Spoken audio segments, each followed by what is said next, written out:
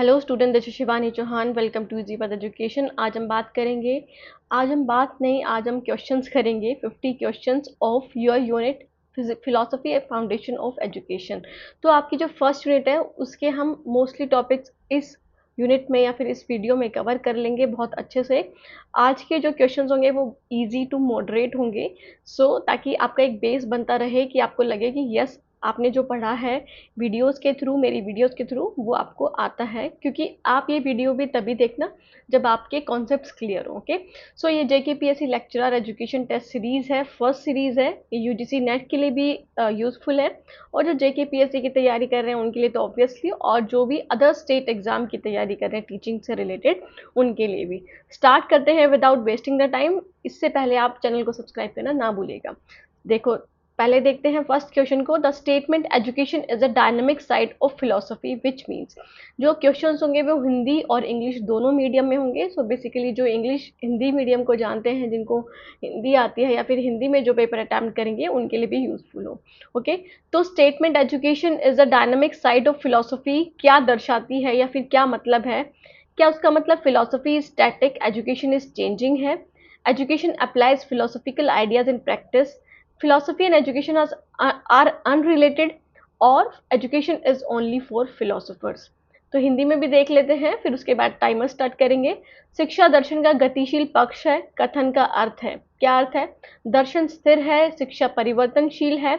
दर्शन दार्शनिक विचारों को व्यवहार में लागू करती है। दर्शन और शिक्षा असंबंधित है, या फिर शिक्षा केवल दार्शनिकों के लिए है? क्या होगा इसका करेक्ट आंसर? स्टार्ट कर देते हैं टाइमर। 30 सेकंड का टाइम होगा, आप पढ़िए इसे और आंसर कीजिए। Yes, education is a dynamic side of philosophy. तो इसका क्या मतलब है? डायनामिक साइड कैसे है ये? इसका जो आंसर होगा वो होगा option number B. Education applies philosophical ideas into practice. Dynamic side क्यों है एजुकेशन फिलोसफी का कि वो चेंज होता रहता है, परिवर्तनशील है? क्योंकि जो भी फिलोसफी में हम थ्योरीज बनाते हैं, जो भी हम फिलोसफीज के थ्रू चीज़ें प्रूव करते हैं, उसको हम एजुकेशन में लाकर ही उसको उसका प्रैक्टिकल वे ढूंढते हैं, है ना? उसको अप्लाई करते हैं बेसिकली प्रैक्टिकली एजुकेशन के थ्रू ही। अगर एजुकेशन नहीं होगी तो फिलोसफी एक तरह से क्या बन जाएगी? स्टैटिक बन जाएगी। ओके, वो चेंज नहीं हो पाएगा। तो education applies philosophical ideas in practice, इसका करेक्ट आंसर। सेकंड क्वेश्चन पे जाते हैं student. Philosophy gives dash to education, education gives dash to philosophy. तो फिलोसफी एजुकेशन को क्या देती है और एजुकेशन फिलोसफी को क्या देती है? Theory, practice, money, ideas, book, classrooms, structure of funds.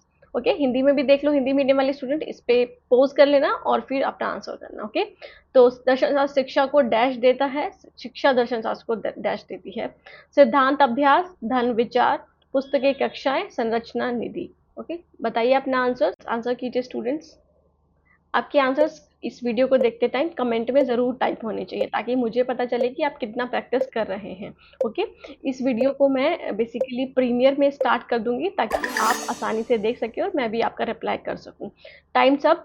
इसका जो आंसर होगा वो होगा ऑप्शन नंबर ए। जिन्होंने भी ऑप्शन नंबर ए डाला है वो करेक्ट है, क्योंकि फिलोसफी क्या, अभी हमने बात की थी कि फिलोसफी एजुकेशन को थ्योरी देती है ना? जैसे आप दैट इज फंडामेंटल रिसर्च में आपने देखा होगा, फंडामेंटल रिसर्च हमने पढ़ी है, उसमें बेसिकली यही बताया हुआ है कि वहाँ पे से हमें क्या मिलती है? थ्योरीज मिलती है नई। ओके, फंडामेंटल रिसर्च में नहीं, डिफरेंट रिसर्चेज में भी हम थ्योरी लेकर आ सकते हैं। ये एजुकेशन को थ्योरी देती है, और एजुकेशन को उसको प्रैक्टिकल अप्लाई करने का एक मौका देता है फिलोसफी को। हम अपनी एजुकेशन, अपनी शिक्षा के जरिए उसको प्रैक्टिकली अप्लाई कर सकते हैं, प्रैक्टिस कर सकते हैं, उसकी देख सकते हैं क्या वो थ्योरी सच है या फिर उसमें कुछ चेंजेस बाकी हैं या फिर वो गलत है, ये सब चीज़ें प्रूव करने के लिए। ओके, तो correct option will be option number A. Correct answer is. Next question पे बढ़ते हैं। According to Paul Freire, that is education should be, education क्या होनी चाहिए? A process of depositing facts into student, a tool for liberation and practical thinking, focused on memorization, या फिर confined to classroom lectures? Your time starts now.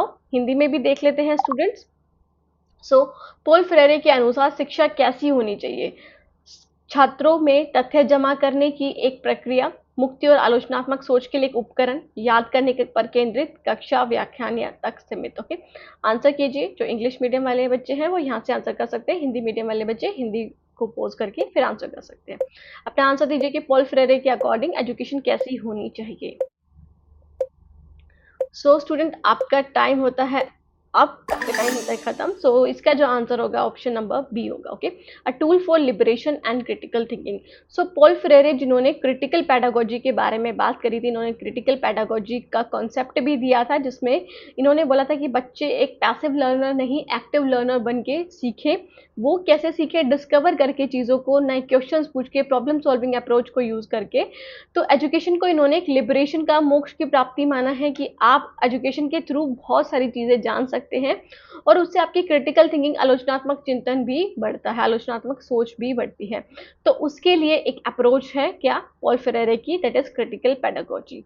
Okay, जिन्होंने भी answer number that is option number B choose किया है उनका सही है। Okay, अपने देखते रहिएगा कि कितने आंसर आपके सही हैं और लास्ट में कमेंट करके बताइएगा।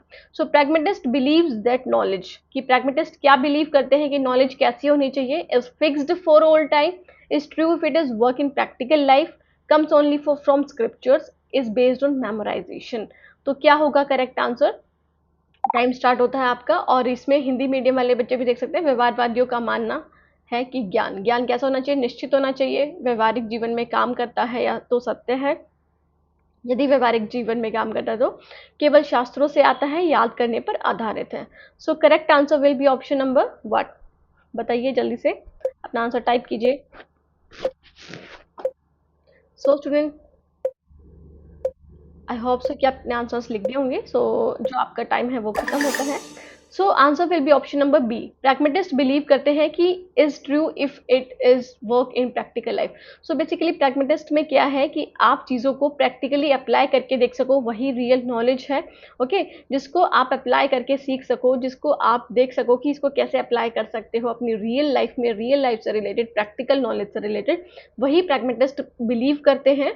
तो इन्होंने बोला कि वही ट्रू है जिसको आप प्रैक्टिकल लाइफ में यूज करके देख सकते हो, प्रयोग कर सकते हो जिससे अपनी लाइफ में। ओके, वही ज्ञान सत्य है, वही चीज रियल है।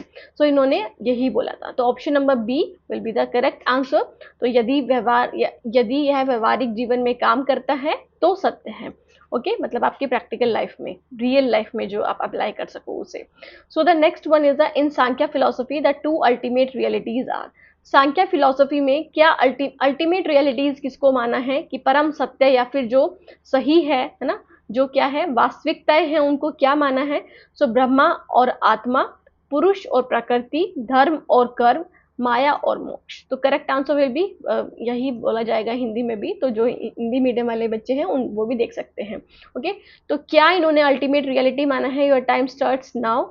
ओके, अपना आंसर कीजिए जल्दी से।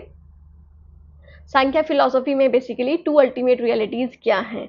ब्रह्म और आत्मा है, पुरुष और प्रकृति है, धर्म और कर्म है, माया है और मोक्ष है। तो क्या पढ़ा था हमने अपने वीडियोस के जरिए? जो भी बच्चे मेरे वीडियो से जुड़े हुए हैं, जिन्होंने भी सारी वीडियोस देखी होंगी, वो बेसिकली इस यूनिट की फिलॉसफी की तो आप जाके देख भी सकते हैं, जिन्होंने नहीं देखी है। बाकी जिन्होंने देख ली है वो आसानी से इसका आंसर कर पाएंगे। स्टार्ट, तो your time start, time up हो चुका है। तो answer will be option number B, that is Purusha and Prakriti. तो सांख्य फिलोसफी के अकॉर्डिंग दो परम सत्य हैं या फिर रियलिटीज हैं, दैट इज पुरुष और प्रकृति। कि इसमें क्या बोला है कि जो पुरुष क्या है, जो आपके ब्रह्मा से रिलेटेड है ना, ब्रह्मा से रिलेटेड है। और प्रकृति क्या है, जो आपके नेचर से रिलेटेड है, जो आपको किससे जोड़ता है? ये जो वर्ल्डली लिविंग बींग्स हैं या फिर वर्ल्डली है, जो सांसारिक दुनिया है, उससे आपको जोड़ता है। तो यही दो परम सत्य हैं according to Sankhya philosophy. So correct option answer will be option number B. Okay, so answer option will be B is the correct answer. So seventh question is that Dr. Radhakrishnan emphasized education should combine. कि जो राधा कृष्ण थे उन्होंने education को क्या माना है? Education किसको लेकर के चलता है? क्या किस चीज का कॉम्बिनेशन है? तो क्या ये साइंस एंड स्पिरिचुअलिटी का कॉम्बिनेशन है, sports and military training only, commerce and technology only, या फिर none of the above? What will be the correct answer? Your time starts now. क्या है इसका करेक्ट आंसर? देखिए हिंदी में डॉक्टर राधाकृष्ण ने इस बात पर जोर दिया है कि शिक्षा में निम्नलिखित का संयोजन होना चाहिए: विज्ञान और अध्यात्म का, केवल खेल और सैन्य प्रशिक्षण का, केवल वाणिज्य और प्रौद्योगिकी का, या फिर कोई भी नहीं। क्या होगा इसका करेक्ट आंसर? जल्दी से बताइए अपना आंसर जो भी है, कमेंट ज़रूर करिएगा ताकि आप और बच्चों को भी देख सको, ओके, कि उन्होंने क्या कमेंट करा है, कि आपकी कितनी नॉलेज इंक्रीज हुई है वीडियोस के थ्रू। सो टाइम अप होता है आपका। सो जो आंसर होगा वो ऑप्शन नंबर ए होगा, science and spirituality. So doctor Radhakrishnan ने अपनी एजुकेशन पे जब बात करी थी तो उन्होंने मिक्सचर बोला था एजुकेशन को, किस चीज़ का? साइंस और स्पिरिचुअलिटी, कि आप बच्चों को रियल लाइफ के बारे में भी बताओ, रियल लाइफ जिससे वो जो भी डिल्यूजन्स हैं उनसे दूर रहें, या फिर जो भी ऐसी चीज़ें हैं जो उनको सत्य के खिलाफ भड़काती हैं, है ना, उन सब चीज़ों से दूर रहें, और स्पिरिचुअलिटी का भी ध्यान रखें, मतलब आध्यात्मिक नॉलेज का भी ध्यान रखें साथ में, कि किसी के साथ गलत ना होने दें और अपने आप को भगवान से जोड़े रखें। सो बेसिकली साइंस और स्पिरिचुअलिटी के बारे में बात करी थी किसने? राधा कृष्ण ने। तो इन्होंने एजुकेशन को कॉम्बिनेशन बोला था साइंस और स्पिरिचुअलिटी का, कि आप बच्चों को मैथमेटिक्स के बारे में भी पढ़ाओ, साइंस के बारे में भी पढ़ाओ, साथ के साथ उन्होंने अध्यात्म के बारे में भी पढ़ाओ, है ना। ऐसा नहीं कि आप उनको भगवान से बिल्कुल हटा दो, उनको बिल्कुल उनको सिर्फ साइंस और उनके बारे में ही हो, उनको आप नास्तिक बना दो, तो ऐसा नहीं होना चाहिए। सो बेसिकली जो ऑप्शन आंसर होगा वो ऑप्शन नंबर ए होगा, विज्ञान और अध्यात्म। So the next one is according to doctor Radhakrishna the highest aim of education is.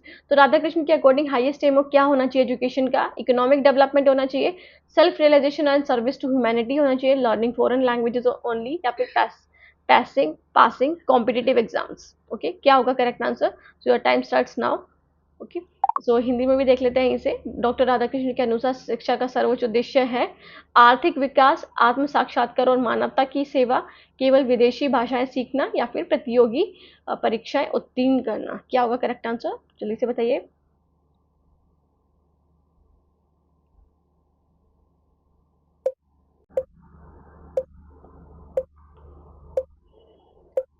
So student, the correct answer will be, your time up हो चुका है आपका, तो correct answer will be option number B, that is self realisation and service to humanity. तो राधा कृष्ण के according highest M मतलब किस चीज़ तक हम एजुकेशन को पहुंचाना चाहते हैं, या फिर आप बोल सकते हो कि एजुकेशन के जरिए बच्चे क्या ज़्यादा सीख सकते हैं, जो हाईएस्ट एम है एजुकेशन का। हाईएस्ट एम सिर्फ ये नहीं कि आपने एग्जाम में अपना पेपर लिखा, आपने बहुत अच्छे मार्क्स कर दिए तो वही शिक्षा है, नहीं। राधा कृष्ण के अकॉर्डिंग क्या शिक्षा का क्या एम होना चाहिए, क्या गोल होना चाहिए?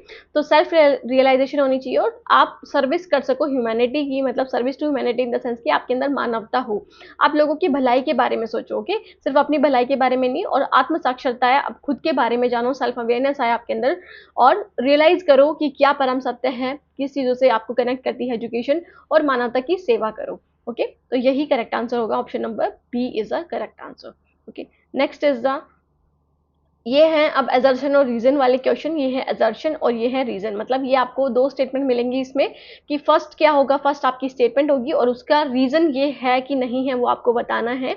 सो बेसिकली इसमें चार ऑप्शन मिलेंगे आपको, कि both A and R true और R is a correct explanation of A, both A and R true but R is not the correct explanation of A, या फिर कोई एक्सप्लेनेशन नहीं है बट ए ट्रू है और आर फॉल्स है, A false है और आर ट्रू है। ऐसे आपको ऑप्शंस मिलेंगे असर्शन और रीजन वाले क्वेश्चन में। सो दो स्टेटमेंट दी हुई है। फिलोसफी असर्शन क्या दिया है? Philosophy of education provide a framework for educational AIIMS, कि फिलोसफी ऑफ एजुकेशन आपको प्रोवाइड करती है एक फ्रेमवर्क, कि आप एजुकेशनल एम्स क्या रख सकते हो अपने, ओके, पढ़ाने के लिए बच्चों को क्या आपके एम्स होने चाहिए एज अ टीचर, या फिर एज अ करिकुलम डेवलपमेंट कर रहे हो आप तो।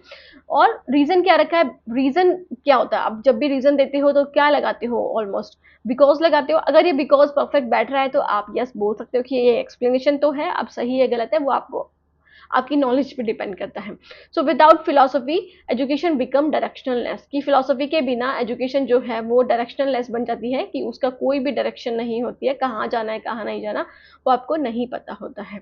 तो क्या होगा इसका आंसर, कि ए एंड आर ट्रू है और आर करेक्ट एक्सप्लेनेशन है ए की, या फिर ए एंड आर ट्रू है बट आर करेक्ट एक्सप्लेनेशन नहीं है, ए ट्रू है आर फॉल्स है, ए फॉल्स है आर ट्रू है। सो what will be the correct answer? और मैं आपका टाइमर स्टार्ट कर देती हूँ। तो ये है, इधर यहाँ पे असर्शन है और यहाँ पे रीजन है। ओके, तो शिक्षा दर्शन शैक्षिक उद्देश्यों के लिए एक रूपरेखा प्रदान करता है, क्योंकि दर्शन के बिना शिक्षा दिशाहीन हो जाती है। क्या ये परफेक्ट बैठ रहा है? क्या ये सही स्टेटमेंट है इसकी? क्या सही एक्सप्लेनेशन है? आपको ये आंसर करना है। बताइए student, correct answer will B, मैं इसको रब कर देती हूँ, ज़्यादा ही लिख दिया है।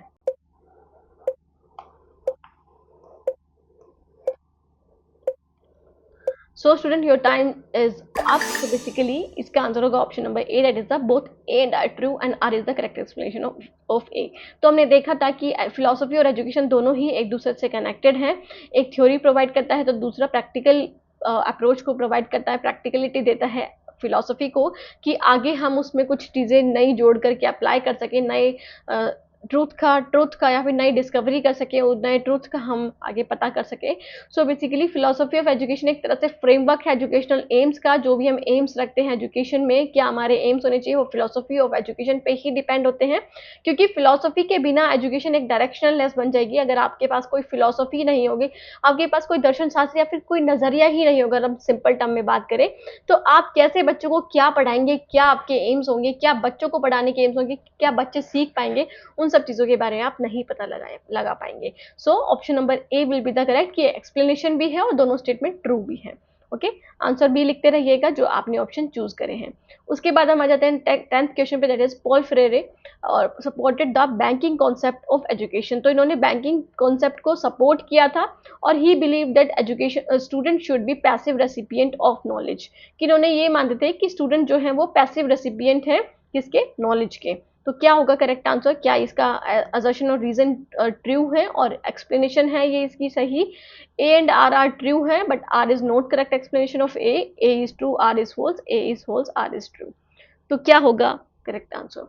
सपोर्टेड नहीं आएगा, अपोज्ड आएगा। ओके, अपोज किया था इन्होंने, यहाँ पे अपोज लिख लेना, Paul Freire oppose the banking concept of education.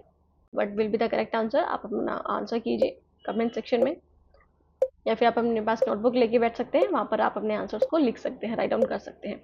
So your time is up student. So answer बिल्कुल बेसिकली क्या होगा, ये इसका करेक्ट एक्सप्लेनेशन तो बिल्कुल भी नहीं है अगर आप बिकॉज लगा के देखोगे।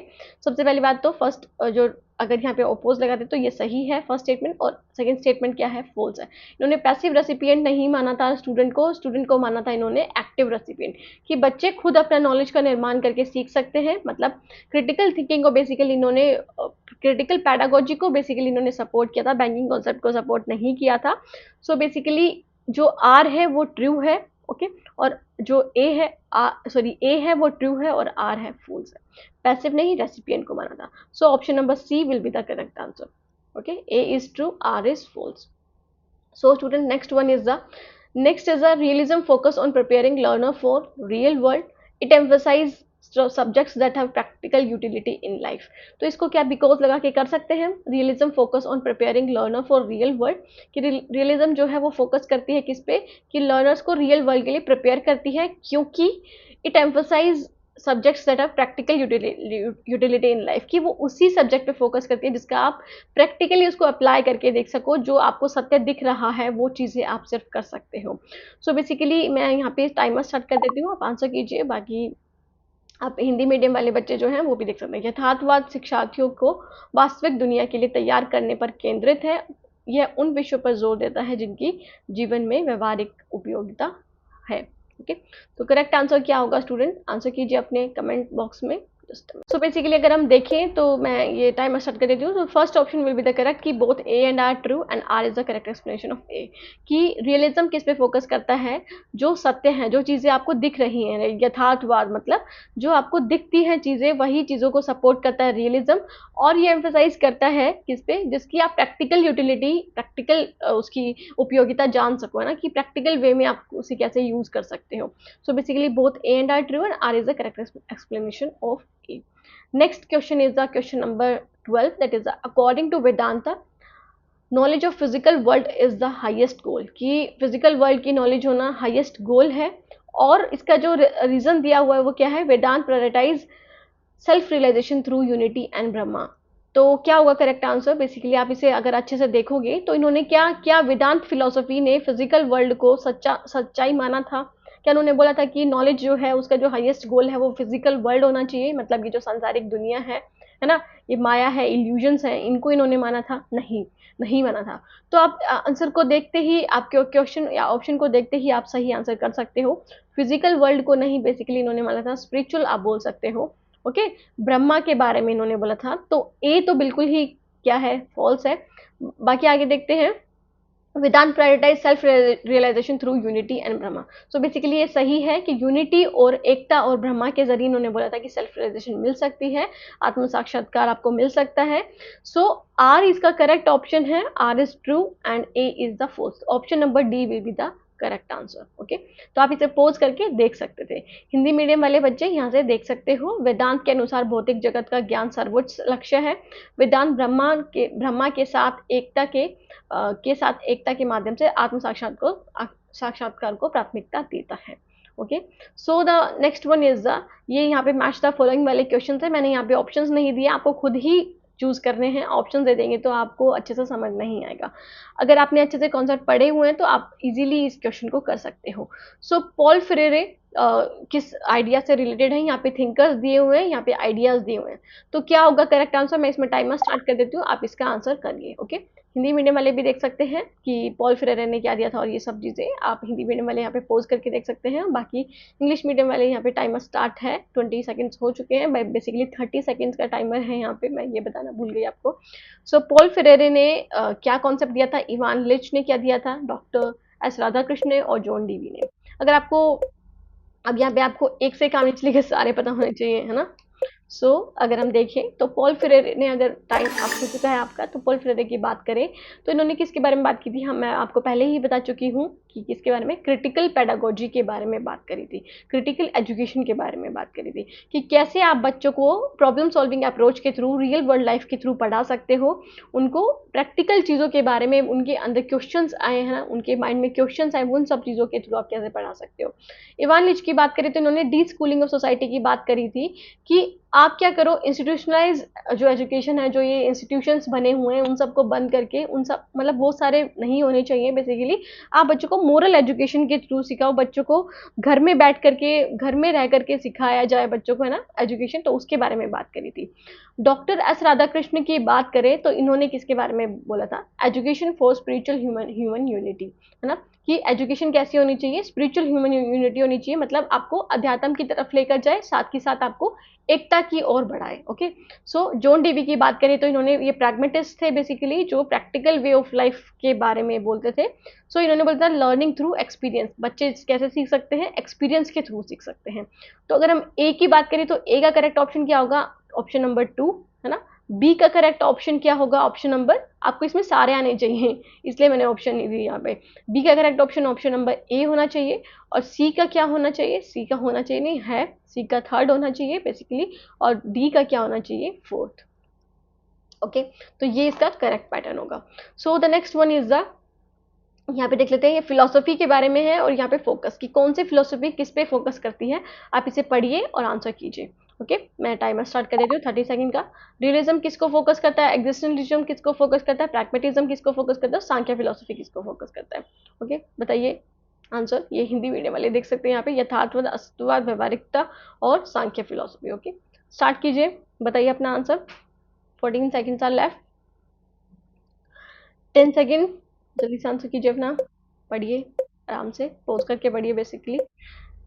सो the correct answer will B, हम देखते हैं, टाइमर आपका अप हो चुका है, टाइम खत्म हो चुका है। सो बेसिकली रियलिज्म की बात करें तो रियलिज्म किस पे फोकस करता है? हम अभी तक पढ़ते ही आ रहे हैं, adaptation to the real world, है ना, adaptation to the real world, की आप रियल वर्ल्ड के बारे में, जो चीज़ आपके सामने है आप उसके बारे में जान सको, उसके बारे में आपको नॉलेज हो।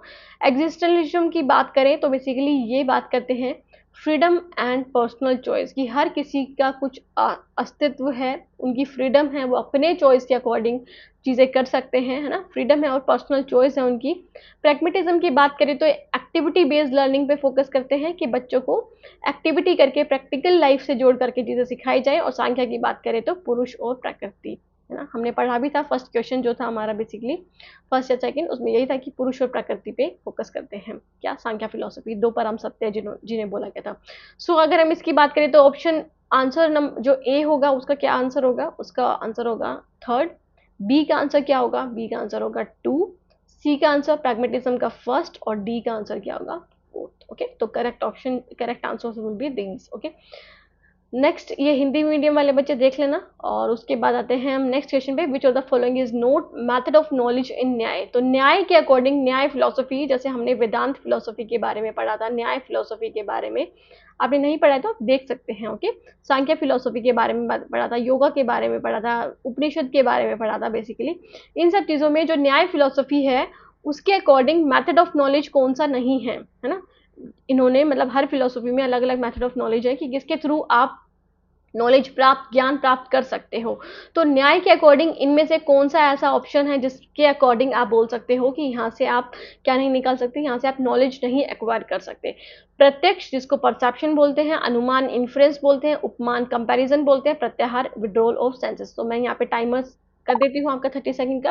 आपके पास 30 सेकंड का टाइम है, इसको हिंदी में कन्वर्ट करने की जरूरत नहीं थी, बट फिर भी है क्योंकि हिंदी में ऑलरेडी है। प्रत्यक्ष, अनुमान, उपमान और प्रत्याहार, तीन चारों ही ऑप्शन क्या है, हिंदी में ही है ये। ओके, तो इसका करेक्ट आंसर क्या होगा स्टूडेंट, कि चार वैलिड नॉलेज हैं अकॉर्डिंग टू न्याय फिलोसफी। वो कौन सी हैं, अगर आपको ये पता है तो आपको ये भी पता चल जाएगा कि इनमें से कौन सी नहीं है। तो बेसिकली 7 सेकेंड, 6, 5, आपका टाइम खत्म होने वाला है। बेसिकली आप अपना ऑप्शन दे सकते हैं। So the correct answer will be option number D, that is a pratyahara. Sorry, pratyahara will be the correct answer, withdrawal of senses. क्यों, क्योंकि ये नहीं है।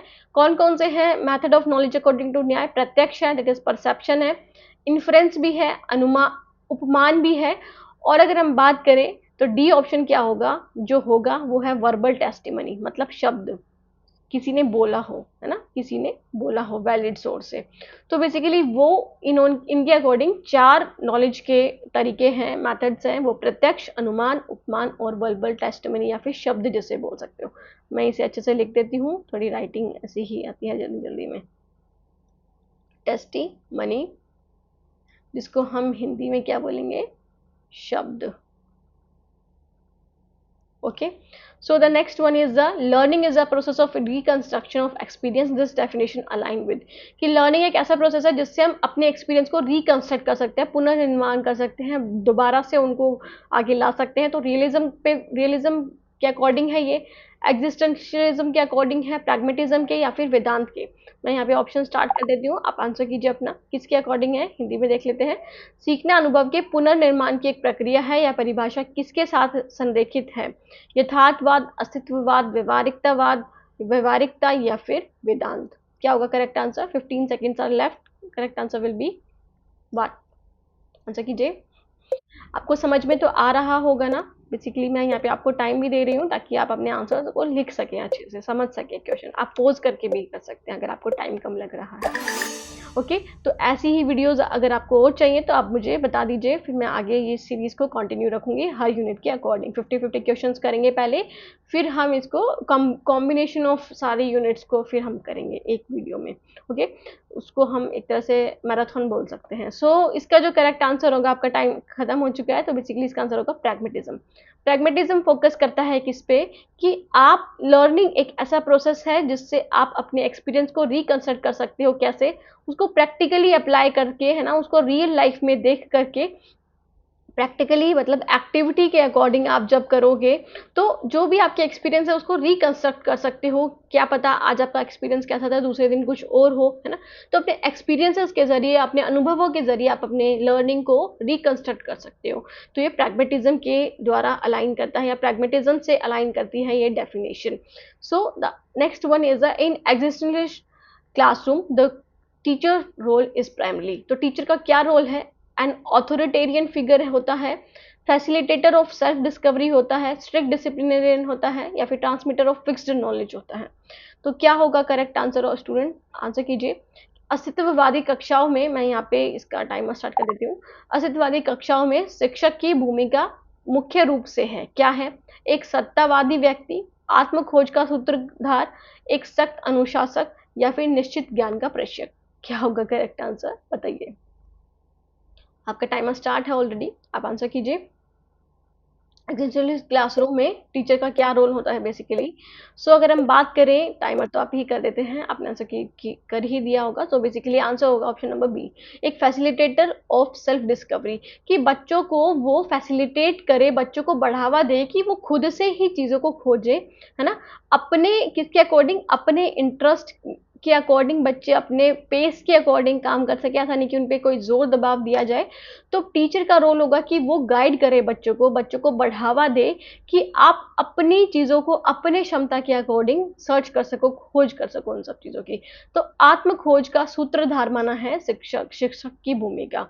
Okay, so the next one is the according to Samkhya metaphysics education helps in. तो Samkhya metaphysics जो reality के ऊपर basically बात करती है ना, तो सांख्या मेटाफिजिक्स के अकॉर्डिंग एजुकेशन किस में हेल्प करती है, लिबरेशन ऑफ पुरुष फ्रॉम बॉन्डेज टू प्रकृति, या फिर accumulation of wealth, mastery of ritual only, avoidance of worldly duties. तो मैं यहाँ पे टाइमर स्टार्ट कर देती हूँ, बाकी हम हिंदी में देख लेते हैं। सांख्या तत्व मीमांसा के अनुसार शिक्षा किस में मदद करती है, पुरुष को प्रकृति के बंधन से मुक्ति, या फिर धन संचय, केवल अनुष्ठानों की में निपुणता, सांसारिक कर्तव्यों से बचना। तो क्या होगा करेक्ट आंसर स्टूडेंट, आपके पास सिर्फ 10 सेकेंड्स बचे हैं आपका आंसर करने के लिए। आंसर कीजिए अपने। सो स्टूडेंट अगर हम बात करें, आपका टाइम होता है खत्म अब। सो इसका जो आंसर होगा वो होगा फर्स्ट ऑप्शन। हमने देखा था सांख्य फिलोसफी के अकॉर्डिंग दो टाइप की रियलिटीज, दो रियलिटीज क्या है, एक पुरुष है और एक प्रकृति है ना। तो पुरुष जो हमें ब्रह्मा की तरफ लेकर जाता है, प्रकृति जो हमें ये जो वर्ल्डली जो लिविंग थिंग्स हैं, जो चीज़ें हैं, मोह माया है, उनकी तरफ लेकर के जाती है।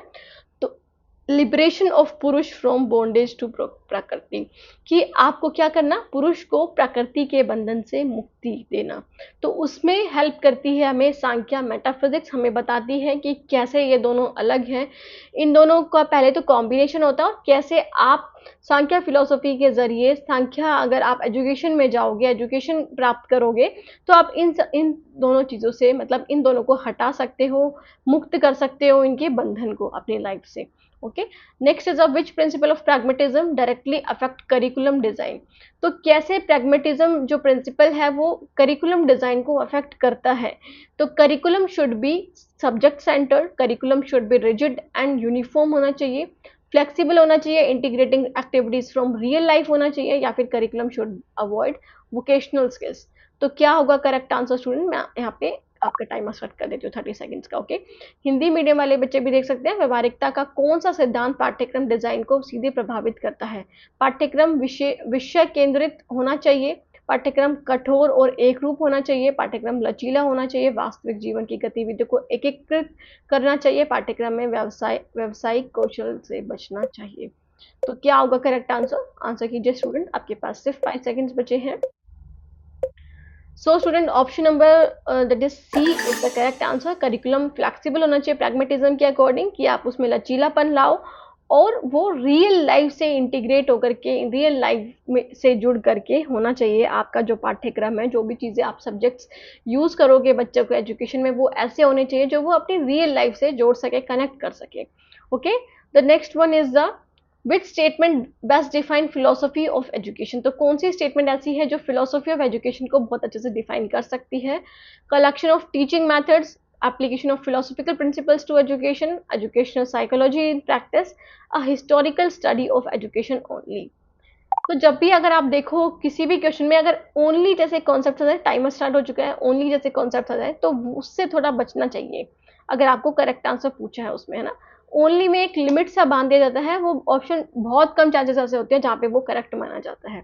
So basically philosophy of education को क्या डिफाइन करता है, आपको इसका करेक्ट आंसर देना है। हिंदी मीडियम वाले बच्चे हिंदी मीडियम से देख सकते हैं इसे पोज कर करके फिर आंसर दे सकते हैं।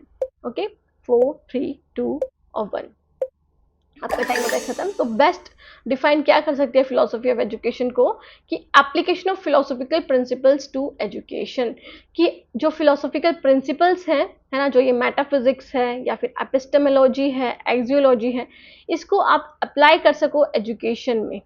ओके, जो भी प्रिंसिपल्स हैं उसको आप अप्लाई कर सको एजुकेशन में, बच्चों को रियलिटी के बारे में जानना सिखा सको, वैल्यूज़ के बारे में, और उनको नॉलेज दे सको। ओके, इसी से ही डील करती हैं ये। तो application of philosophical principles to education will be the correct answer, option number B will be the correct answer. So the next is a bilateral relationship between philosophy and education mean. जो bilateral relationship होता है, एक दूसरे से जुड़े होते हैं, एक दूसरे से कनेक्टेड होते हैं, हमने पढ़ा भी है कि जो एजुकेशन और फिलोसफी है वो एक ही कोइन के दो साइड्स हैं बेसिकली।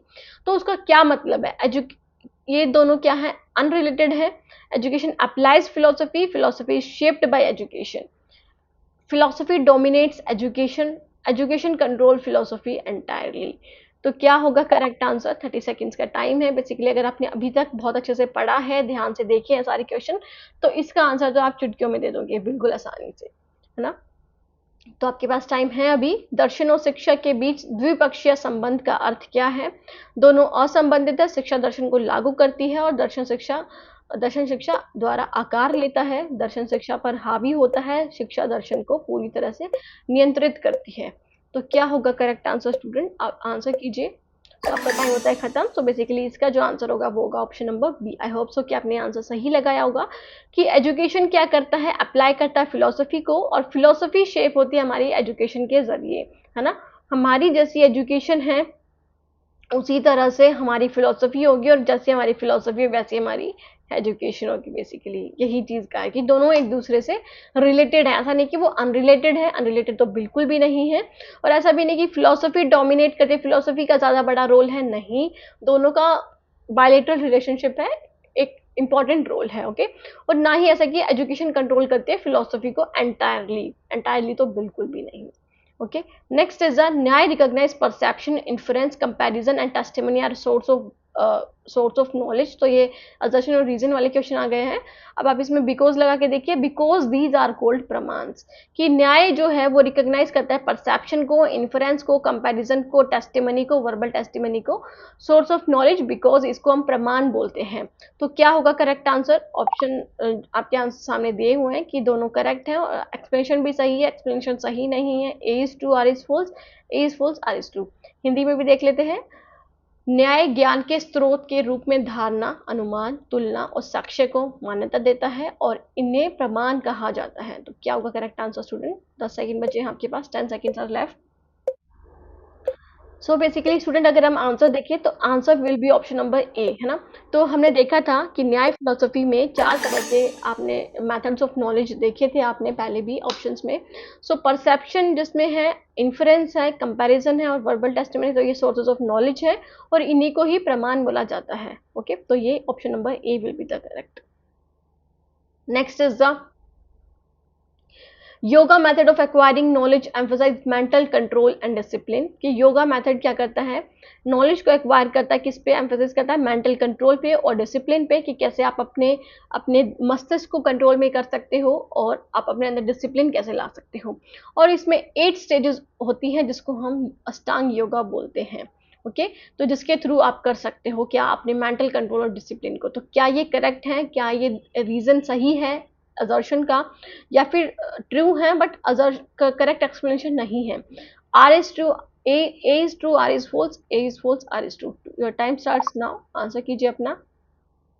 तो ज्ञान प्राप्ति की योग पद्धति मानसिक नियंत्रण और अनुशासन पर जोर देती है, क्योंकि इसमें 8 चरण शामिल हैं जिन्हें अष्टांग योग के नाम से भी जाना जाता है। क्या होगा करेक्ट आंसर। सो स्टूडेंट अगर हम आंसर देखें तो आंसर होगा ऑप्शन नंबर ए ऑब्वियसली, कि जो योगा है वो मेंटल कंट्रोल और डिसिप्लिन पे फोकस तो करती है, और क्योंकि इसे 8 स्टेजेस भी बोला जाता है, क्योंकि इसमें 8 स्टेजेस इंक्लूडेड हैं जिसको अष्टांग योगा बोला जाता है, ओके। तो यहाँ पे देख सकते हैं अष्टांग योगा कौन कौन से हैं। तो फर्स्ट इज यम, नियम, आसन, प्राणायाम, प्रत्याहार, धारणा, ध्यान और समाधि। तो ये आप मेरी वीडियोस के ज़रिए, जिसमें मैंने फिलोसफी के बारे में ही बेसिकली बताया है, वहाँ पर आप इन सब 8 नियम के बारे में, 8 अष्टांग योगा के बारे में पढ़ सकते हैं, बहुत अच्छे से समझ सकते हैं। यम के कौन से और रूप हैं, नियम के कौन से रूप हैं, आसन में क्या आता है, पोस्चर्स बेसिकली, प्राणायाम में ब्रीथिंग कंट्रोल, प्रत्याहार में क्या आता है, धारणा में क्या आता है, ध्यान में और समाधि में। इसको आप बहुत ध्यान से पढ़ सकते हैं जिन्होंने भी वीडियोस नहीं देखी है। So the next one is if a teacher design a curriculum around agricultural activities for rural children, this reflect। कि एक टीचर डिजाइन कर रहा है करिकुलम को किस पे, एग्रीकल्चरल एक्टिविटीज को ज़्यादा इंक्लूड कर रहा है, मतलब प्रैक्टिकल चीज़ों को इंक्लूड कर रहा है रूरल चिल्ड्रन के लिए, जो गांव के लोग हैं उनके लिए। तो इससे क्या दर्शाता है कि किस फिलोसफी के बेसिकली मानता है, रियलिज्म को, एग्जिस्टेंशियलिज्म को, प्रैग्मेटिज्म को, या फिर वेदांत को। तो क्या होगा करेक्ट आंसर, हम हिंदी में भी देख लेते हैं। यदि कोई शिक्षक ग्रामीण बच्चों के लिए कृषि गतिविधियों पर आधारित पाठ्यक्रम तैयार करता है तो यह क्या दर्शाता है, यथार्थवाद को, अस्तित्ववाद को, व्यवहारिकता को, या फिर वेदांत को। तो क्या होगा करेक्ट आंसर स्टूडेंट, तो ऑप्शन अगर हम देखें करेक्ट आंसर, आप आई होप सो कि आपने लिख दिए होंगे। सो इसका जो आंसर होगा वो होगा ऑप्शन नंबर सी, प्रैग्मेटिज्म। क्योंकि यहाँ पे क्या कर रहे हैं, यहाँ पे वो प्रैक्टिकल वे ऑफ लाइफ के बारे में आपको बता रहे हैं, लर्निंग बाय डूइंग के थ्रू, या फिर आप बोल सकते हो एक्टिविटी बेस्ड लर्निंग आपको करा रहे हैं, एक्टिविटी बेस्ड लर्निंग। ओके, सो प्रैग्मेटिज्म पे ज्यादा फोकस कर रहे हैं। So the next one is the इन न्याय फिलोसफी अनुमान रेफर्स टू, अनुमान का क्या मतलब है, डायरेक्ट परसेप्शन, इन्फ्रेंस, कंपैरिजन, या फिर टेस्टिमनी।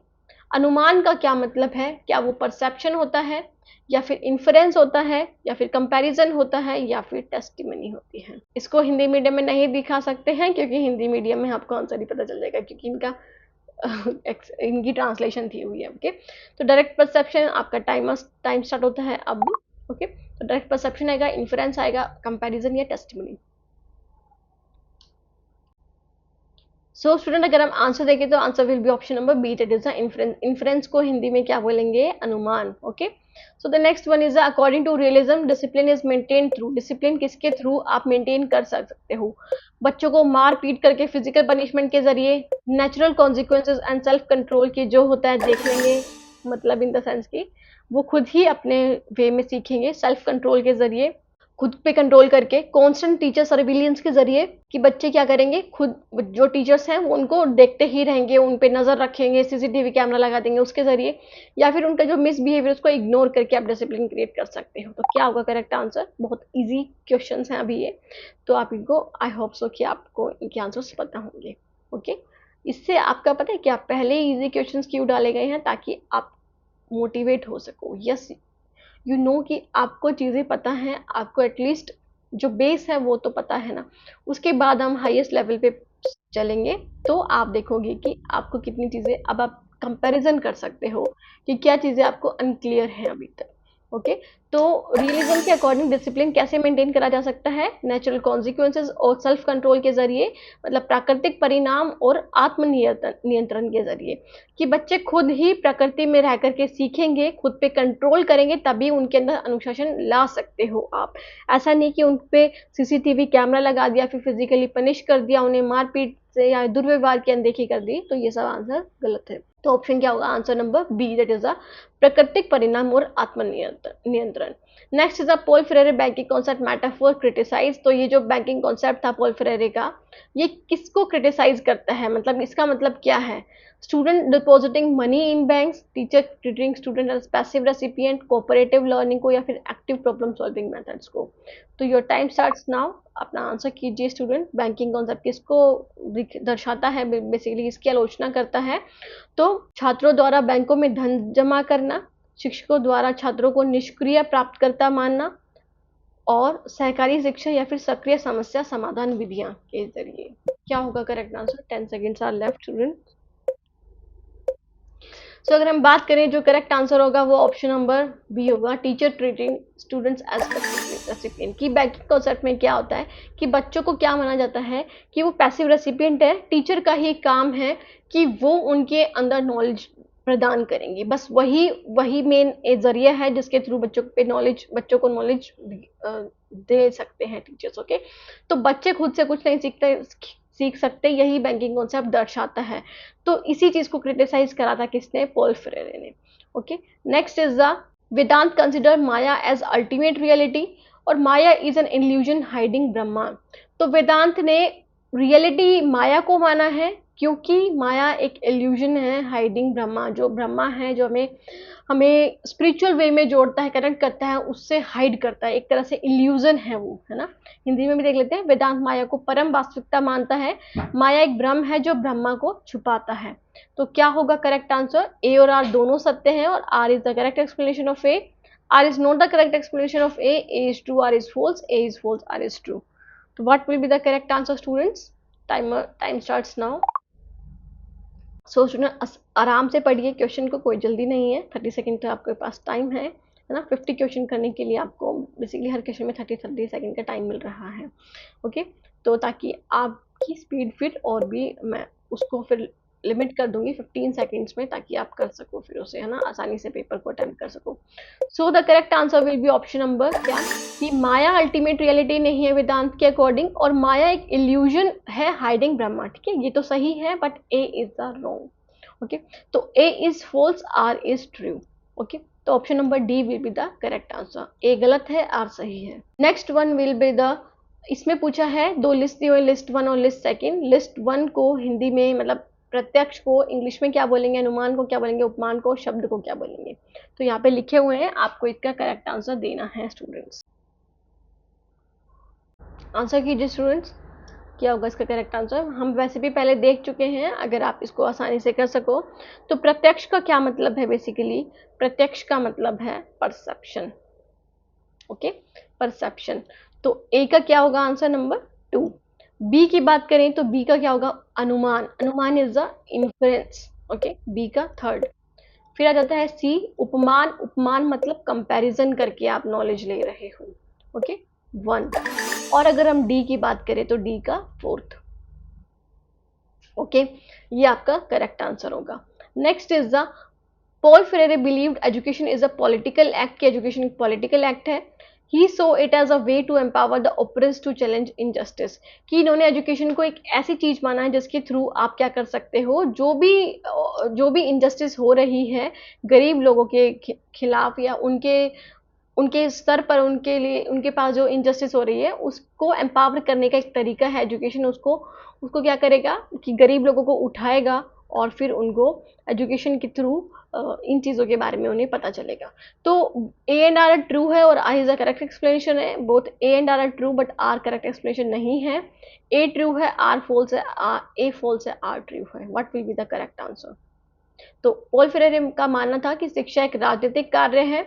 उन्होंने इसे अन्याय को चुनौती देने के लिए उत्पीड़ितों को सशक्त बनाने के एक तरीके के रूप में देखा है, किसे, एजुकेशन को।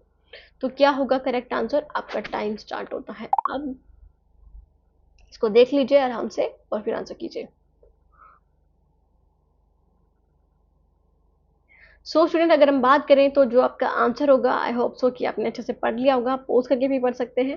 तो जो करेक्ट आंसर होगा वो होगा ऑप्शन नंबर ए, है ना। तो इन्होंने बोला था कि जो पॉल फ्रेरे ने, कि एजुकेशन एक पॉलिटिकल एक्ट है ना, और उसको आप कैसे दबा सकते, मतलब एजुकेशन के जरिए कैसे उठ सकते हो कि आप चैलेंज कर सकते हो इनजस्टिस के खिलाफ। Okay, so next question is the question number 31। A teacher who integrate real life community problem into the curriculum is following, कि एक टीचर जो है वो रियल लाइफ कम्युनिटी प्रॉब्लम्स को लेकर के चल रहा है, करिकुलम में इंक्लूड कर रहा है, पाठ्यक्रम में इंक्लूड कर रहा है। तो वो किसको फोकस करता है, किसको मानता है, रियलिज्म को, प्रैग्मेटिज्म को, एग्जिस्टेंशियलिज्म को, या वेदांत को मानता है। The time starts now. क्या होगा करेक्ट आंसर स्टूडेंट्स। आपके पास इस क्वेश्चन में 10 सेकंड का ही टाइम है। चलो 15 सेकंड, बताइए आंसर, बताइए हिंदी में। एक शिक्षक जो वास्तविक जीवन की सामुदायिक समस्याओं को पाठ्यक्रम में एकीकृत करता है वह निम्नलिखित है, किसको मानता है वो। तो अगर हम इसमें बात करें तो ये प्रैग्मेटिज्म को फॉलो करता है, क्योंकि रियल वर्ल्ड प्रॉब्लम्स पे फोकस कर रहे हैं। यहाँ पे हम प्रॉब्लम्स पे फोकस कर रहे हैं, एक्टिविटी बेस्ड लर्निंग कर रहे हैं, लर्निंग बाय डूइंग के थ्रू कर रहे हैं। ओके, नेक्स्ट इज अभी ये आ ही गया है, बहुत ही आसान क्वेश्चन है। लर्निंग बाय डूइंग एक हॉलमार्क है किसका, रियलिज्म का, प्रैग्मेटिज्म का, योगा का, या वेदांत का। What will be the correct answer. Learning by doing किसका हॉलमार्क है, या किससे आप जान सकते हो कि ये लर्निंग बाय डूइंग इस फिलोसफी को फोकस करता है। तो बहुत ही इजी क्वेश्चन है। आई होप सो कि आपने इसका करेक्ट आंसर दिया होगा। करके सीखना किसकी पहचान है। So the option number B is the correct, pragmatism. अभी हमने बात की ही थी, है ना, कि किसकी पहचान है, एक्टिविटी बेस्ड लर्निंग, किसकी, प्रैग्मेटिज्म की। Next is the philosophy of education help teachers to, कि एक फिलोसफी ऑफ एजुकेशन टीचर्स को किस में हेल्प करती है, गवर्नमेंट पॉलिसीज समझने में, सिर्फ टीचिंग मोरल वैल्यूज को अवॉइड करने में, मतलब उनसे हटना, उनको ना देखना, अनदेखा करना, interpret educational AIIMS in the light of human values, focus only on examination, कि वो सिर्फ एग्जामिनेशन पे फोकस करती है। तो क्या होगा correct answer. I am starting the timer. Okay, Hindi में भी देख लेते हैं। शिक्षा का दर्शन शिक्षकों को मदद करता है। शिक्षा का दर्शन शिक्षकों को क्या मदद करता है? केवल सरकारी नीतियों को समझना, नैतिक मूल्यों को पढ़ाने से बचना, मानवीय मूल्यों के प्रकाश में शैक्षिक उद्देश्यों की व्याख्या करना, या फिर केवल परीक्षाओं पर ध्यान केंद्रित करना। What will be the correct answer? बताइए। सो स्टूडेंट, टाइम अप हो चुका है आपका। तो बेसिकली जो करेक्ट आंसर होगा वो ऑप्शन नंबर सी होगा। ओनली वाले क्वेश्चन से हमेशा बचिए। और क्या फिलोसफी ऑफ एजुकेशन हमें मोरल वैल्यूज नहीं सिखाता? तो ऐसा नहीं है। फिलोसफी ऑफ एजुकेशन में 3 टाइप्स की फिलोसफीज जैसे हमने देखी हैं, जो हमें मेटाफिजिक्स, है ना, और दैट इज एपिस्टेमोलॉजी और एक्सोलॉजी से कनेक्ट करती है। बेसिकली जो एक्सोलॉजी है वो हमें वैल्यूज के बारे में ही सिखाने में हेल्प करता है ना। तो interpret education AIIMS in the light of human values, की हमारे जो एजुकेशन एम्स ऐसे होने चाहिए जो ह्यूमन वैल्यूज को देख करके, उनके मूल्यों को देख करके डिसाइड होने चाहिए। ऐसा नहीं कि आप उनके मोरल एजुकेशन और इन सबको नकार रहे हो। Okay, next is the which statement is not reason for the need of philosophy of education. तो कौन सी स्टेटमेंट नहीं है reason need of philosophy of education का? To provide a theoretical basis for education, to guide the teachers conduct, to limit the curriculum to one subject, to relate education to society needs. तो time start होता है अब आपका। So basically इसमें क्या पूछा गया है कि जो कौन सा रीजन ऐसा है जो क्या नहीं है, जो एक स्टेटमेंट नहीं है for the need of philosophy of education. Just a minute. तो एक थ्योरेटिकल बेसिस बनाना, या फिर टीचर्स कंडक्ट को गाइड करना, लिमिट करना करिकुलम को एक सब्जेक्ट के ही लिए बस, या फिर रिलेट करना एजुकेशन को सोसाइटी की नीड्स के अकॉर्डिंग। ओके, तो कौन सा नहीं है, कौन सा आवश्यक कारण नहीं है? शिक्षा के लिए सैद्धांतिक आधार प्रदान करना, शिक्षक के आचरण का मार्गदर्शन करना, पाठ्यक्रम के को एक विषय तक सीमित करना, या फिर शिक्षा को समाज की आवश्यकताओं से जोड़ना। तो स्टूडेंट, आई होप सो कि आपने आंसर कर दिया होगा। तो basically answer will be option number C, कि आप लिमिट नहीं करते फिलोसफी के जरिए करिकुलम को एक सब्जेक्ट के ही लिए, है ना। आप डिफरेंट सब्जेक्ट्स के बारे में डिफरेंट तरह से डिफरेंट एम्स रख करके पढ़ा सकते हो। Okay, so the next one is the which branch of philosophy deals with the reality and existence. तो रियलिटी और एग्जिस्टेंस से कौन सी ब्रांच ऑफ फिलोसफी डील करती है? एपिस्टेमोलॉजी, एक्सियोलॉजी, मेटाफिजिक्स, या फिर लॉजिक। हिंदी में देख लेते हैं। ज्ञान मीमांसा, मूल्य मीमांसा, तत्व मीमांसा, या फिर तर्कशास्त्र। कौन सा फोकस करता है बताइए रियलिटी से? Your time starts now. तो बताइए इसका करेक्ट आंसर। रियलिटी और एग्जिस्टेंस, और बाकी के भी आंसर कीजिए। एपिस्टेमोलॉजी किससे डील करता है, और एक्सियोलॉजी, फिर सबके बताइए आंसर। बेसिकली क्या होगा इसका करेक्ट आंसर? आपके पास 10 सेकेंड्स बचे हैं। आई होप सो कि आपको अच्छा लग रहा होगा ये सीरीज। अगर अच्छे लग रहे हैं तो आप इसे लाइक भी कर दीजिए साथ ही साथ, और कमेंट भी करिए, अपना फीडबैक भी दीजिए आगे। और इसका जो लेवल होगा वो कैसा होगा? मॉडरेट टू हाईएस्ट लेवल होगा। सो आपका टाइम होता है अब। तो रियलिटी और एग्जिस्टेंस से रिलेटेड बात करता है मेटाफिजिक्स, दैट इज योर तत्व मीमांसा। ओके, अगर हम एपिस्टेमोलॉजी की बात करें तो एपिस्टेमोलॉजी बात करता है नॉलेज से रिलेटेड। ओके, नॉलेज से रिलेटेड डील करता है कि क्या ज्ञान है, कैसे होता है, कैसे प्राप्त करते हो। एक्जियोलॉजी वैल्यूज से रिलेटेड है ना, मोरल वैल्यूज से, एस्थेटिक्स से, इन सब से, सुंदरता, सौंदर्य, इन सब से। और लॉजिक की बात करें तो तर्कशास्त्र है, जो आपको किसके बारे में बात करते हैं? जो चीज़ें आप प्रूव कर सकते हो, रैशनल थिंकिंग पे फोकस करता है बेसिकली। तो ये सारी चीज़ें क्या हैं, डील करते हैं फिलोसफी किससे? रियलिटी एंड एग्जिस्टेंस से। कौन सा करता है? मेटाफिजिक्स, कि जो हमें ये बताता है कि क्या चीज़ें सत्य हैं, क्या चीज़ें सही हैं, क्या ये जो क्या गॉड हैं, क्या वो हैं, एग्जिस्ट करते हैं, है ना, क्या ब्रह्मांड एग्जिस्ट करता है। तो बेसिकली इन सब चीज़ों से डील करता है metaphysics. Next is the philosophy without education is. तो एजुकेशन के बिना फिलोसफी क्या है? एम्पिटी एंड इम्प्रैक्टिकल है, प्योरली थ्योरेटिकल एंड स्टैटिक है, better than education without philosophy, less useful than politics. तो क्या होगा करेक्ट आंसर? बहुत ही ईजी ऑप्शन है। अगर आप इसे ध्यान से पढ़ें तो आप आसानी से आंसर कर सकते हैं। खाली और अव्यवहारिक है, विशुद्ध, सैद्धांतिक और स्थिर है, दर्शन के बिना शिक्षा से बेहतर है, और दैट इज राजनीतिक से कम उपयोगी है। क्या होगा correct answer? 10 seconds are left students. Philosophy without education is क्या है? एम्पिटी है, इम्प्रैक्टिकल है, थियोरेटिकल है और स्टैटिक है, क्या है? 2 1। ओके, आपका टाइम होता है अब। तो बेसिकली बात करें तो B is the correct answer, purely theoretical and static. क्या है? थ्योरेटिकल है और स्टैटिक भी है आपकी क्या? फिलॉसफी एजुकेशन के बिना, कि आप उसको सिर्फ थ्योरेटिकल वे ही में ही रख सकते हो, फिर वो उसे अप्लाई नहीं कर सकते एजुकेशन के बिना, और वो स्टैटिक है, वो चेंज भी नहीं होगी, उसमें कुछ चेंजमेंट भी नहीं ला सकते अगर उसे अप्लाई नहीं कर पाओगे तो वही एक तरह से परम सत्य बन जाएगा। Okay, next is according to Illich learning webs. Learning webs क्या है? Connect learners and resources without formal schooling. Or spider web diagram for study plans, refer to internet based courses only, या फिर मीन स्कूल टाइम टेबल। क्या मतलब है इसका learning webs का? हिंदी में देख लेते हैं। इलिच के अनुसार दैट इज अधिगम जाल क्या है? औपचारिक स्कूली शिक्षा के बिना शिक्षार्थियों और संसाधनों को जोड़ना है। आपका टाइम स्टार्ट हो चुका है बेसिकली। अध्ययन योजनाओं के लिए स्पाइडर वेब आरेख है। केवल इंटरनेट आधारित पाठ्यक्रमों का संदर्भ ले, या फिर औसत स्कूल समय सारिणी है। क्या है करेक्ट आंसर? बताइए। 5 seconds are left. So student, answer will be option number A. जो लर्निंग वेब्स हैं वो क्या है कि वो कनेक्ट करता है लर्नर्स को एक दूसरे के साथ, और ये रिसोर्सेज होते हैं विदाउट फॉर्मल स्कूलिंग। ठीक है, तो यहाँ पे आप क्या कर सकते हो?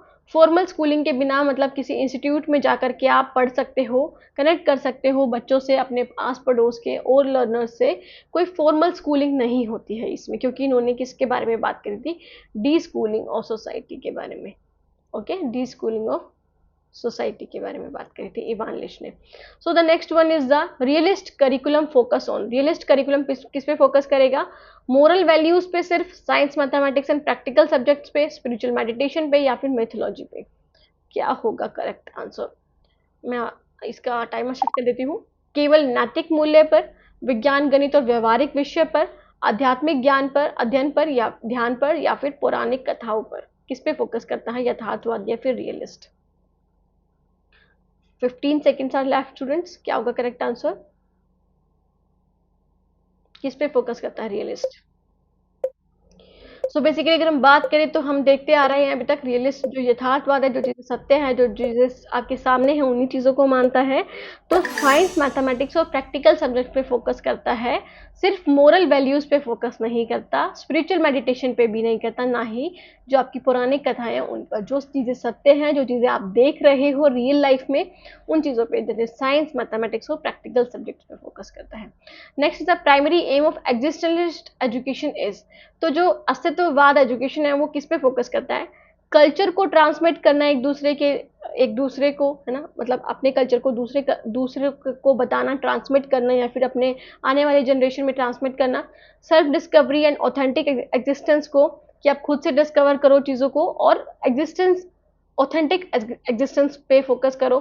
स्टैंडर्डाइजेशन ऑफ नॉलेज पे, या फिर जॉब ओरिएंटेड ट्रेनिंग पे सिर्फ। तो क्या होगा correct answer? Your time start now.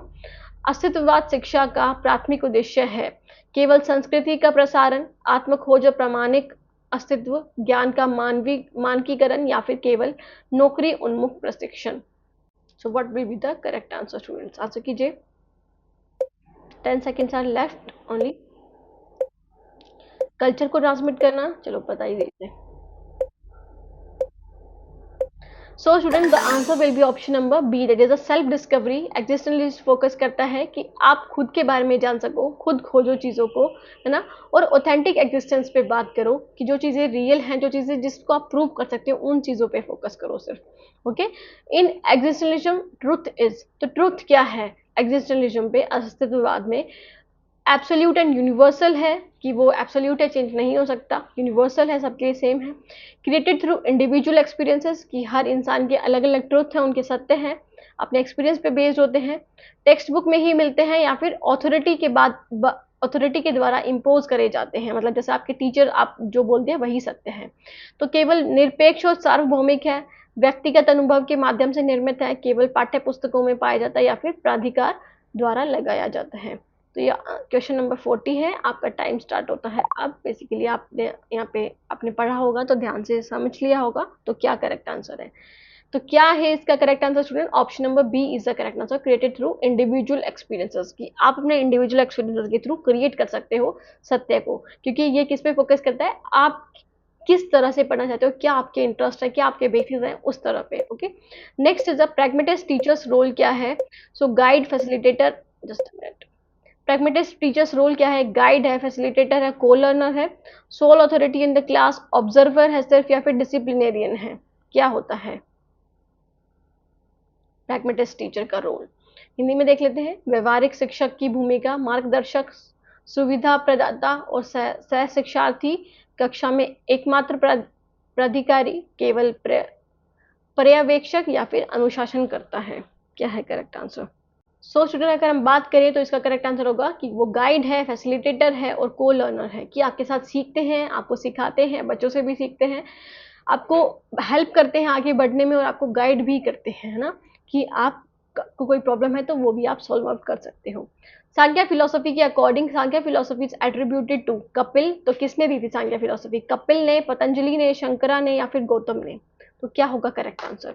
Kapil मुनि या फिर पतंजलि, शंकर और गौतम, इनके जो अलग अलग, इन सबके बताइएगा कि किसने कौन सी फिलोसफी दी थी। ओके, आराम से इसको करिएगा, पोज कर लीजिएगा, अपना आंसर दीजिएगा, फिर उसके बाद देख लेते हैं आंसर।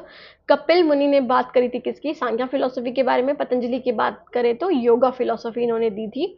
शंकर, आदि शंकराचार्य की बात करें तो इन्होंने अद्वैत वेदांत के बारे में बात करी थी, अद्वैत वेदांत के बारे में।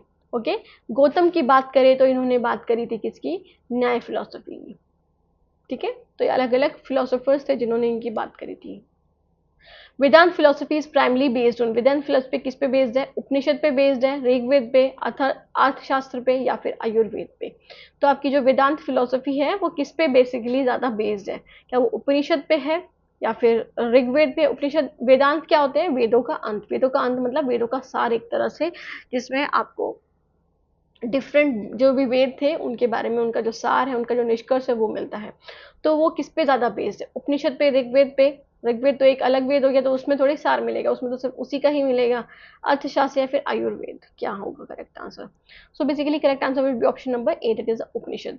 तो उपनिषद पे ही बेस्ड है क्या? आपका Vedanta. Okay, next is the yoga curriculum focus on. तो योगा जो करिकुलम है जिसमें योगा के बारे में सिखाया जाता है, तो वो किस पे ज़्यादा फोकस करेगा? यम, नियम, आसन, प्राणायाम, प्रत्याहार, धरना, ध्यान और समाधि पे?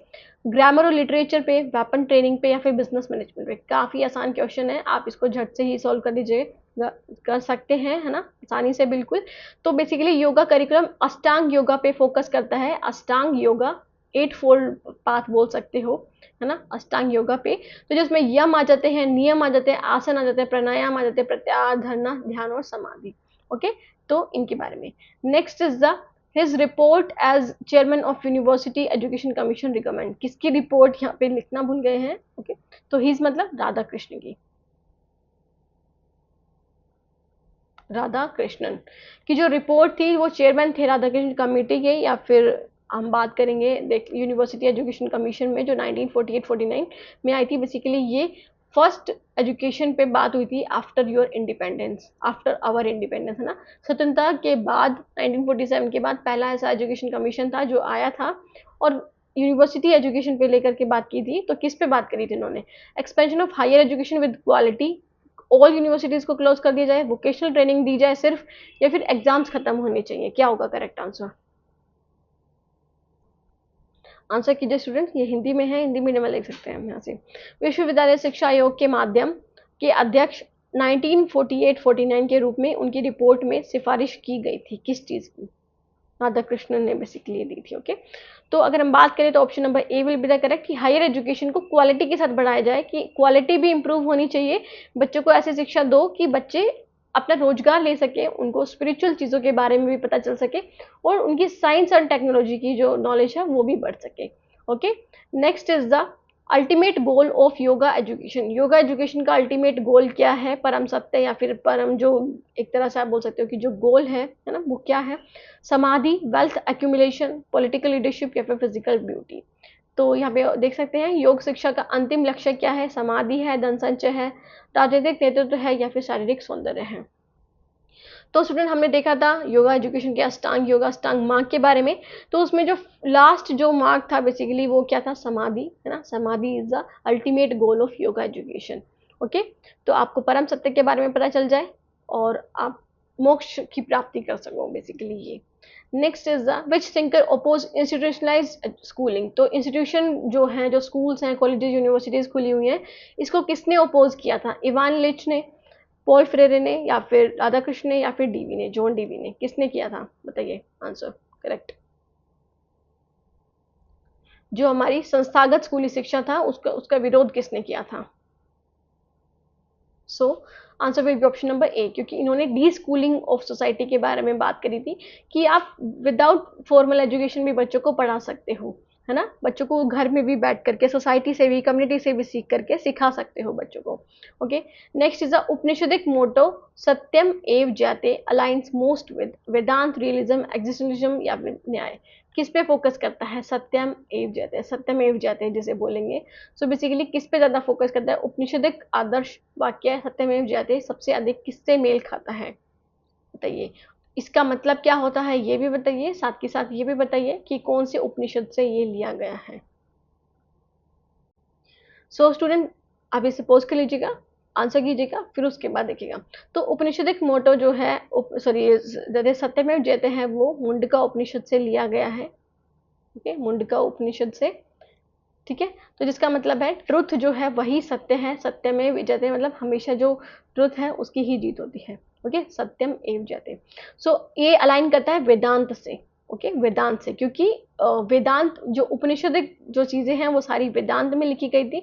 सो वेदांत से ज्यादा अलाइन करता है क्या? सत्यमेव जयते। तो आपने अपना अपना हमारा नेशनल एम्बलम जो है वो देखा होगा, ये है ना, इस पे भी लिखा होता है सत्यमेव जयते। ओके, सो बेसिकली ये।